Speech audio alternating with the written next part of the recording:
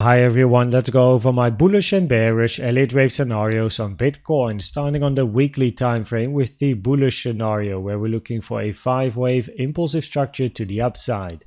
Inside wave 3, we then have a lower degree green count, 1, 2, 3, 4, 5, where the common target area for 4 is between the 0.382 and the 0.5 Fibonacci, taken from the low to the high of 3. This gives you a target area between 57.6k and 53.3k. The invalidation for this scenario is the 0.618 at 49.3k. If your low of wave 4 is in, then on the lower time frames we need to look for impulsive structures to the upside.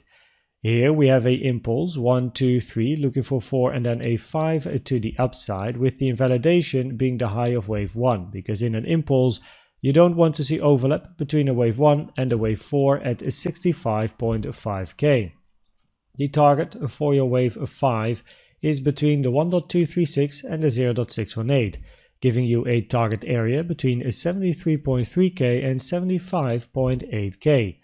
The 1.236 is a Fibonacci taken from the end of 3 to the lowest point of wave 4, and the 0.618 is a trend-based sub-extension taken from the low of 1 to the high of 3 to the lowest point of wave 4. Now, because wave 1 and wave 3 are quite similar in length in price, it does increase the probabilities for wave 5 to be possibly an extended wave structure, where then the target for wave 5 is the 1.618 up here at 91.3k, taken from the low of 1 to the high of 3 to the lowest point of wave 4. If, however, the low of wave 4 on the weekly time frame is not yet in, we are looking for a continuation of this range. Here we have a zigzag, a 5-wave move to the downside in a wave A, 3-wave corrective structure in a B, and then we look for a 5-wave impulsive move to the downside in a wave C. The most common target area for your wave C is between the 1 and the 1.236 trend-based fib extension taken from the start to the end of A to the end of wave B. It would be good for wave C to end there, because with the weekly scenario looking for a wave 4, the invalidation is below that 1.236 at 49.3k. If wave C would move towards the downside and hits 49.3k, it will invalidate this bullish scenario. Now, on the weekly time frame, there are more bullish scenarios like a 1112, 1212, and then a continuation where the invalidation is 38.5k, but you don't really want to revisit this range over here. The volume profile is taken from this section of the chart, and as you can see has been very nicely respected. Value area low acting as resistance, price moving to the upside, hitting the resistance here, the value area high, moving to the point of control for support, and then breaking out. If price would fail to hold 49.5k and moves back inside this range, the probabilities increase to move to the point of control at 38.7k, increasing the probabilities for further downside.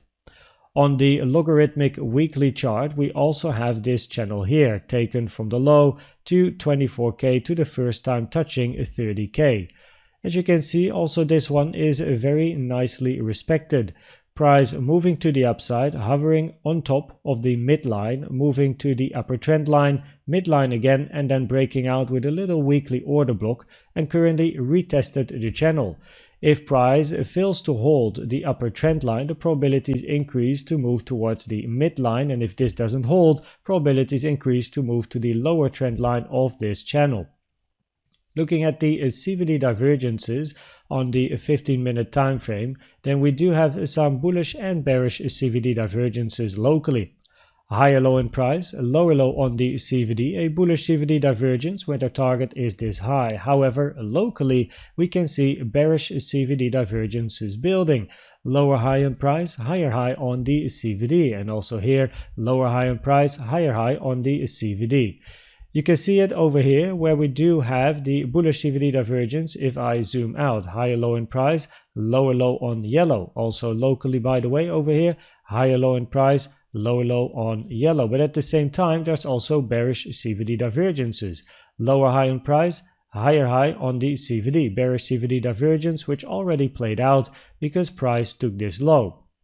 More locally, we can see prices moving down, but CVD is moving to the upside. That is a bearish CVD divergence as price is grinding to the downside. So for the bulls, it is important to see some local signs of strength, price moving to the upside to invalidate the bearish CVD divergences.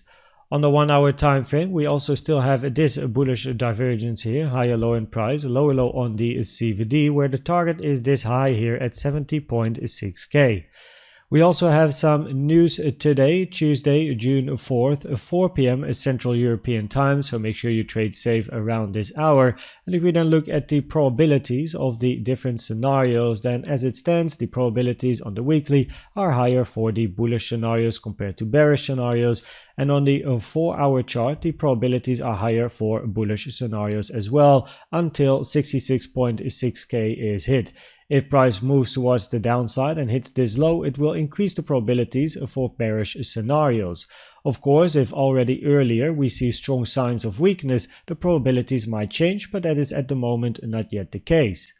Probabilities would increase further for the bears if price can hit 65.5k, as that would invalidate an impulse to the upside in wave 1, 2, 3, 4, 5.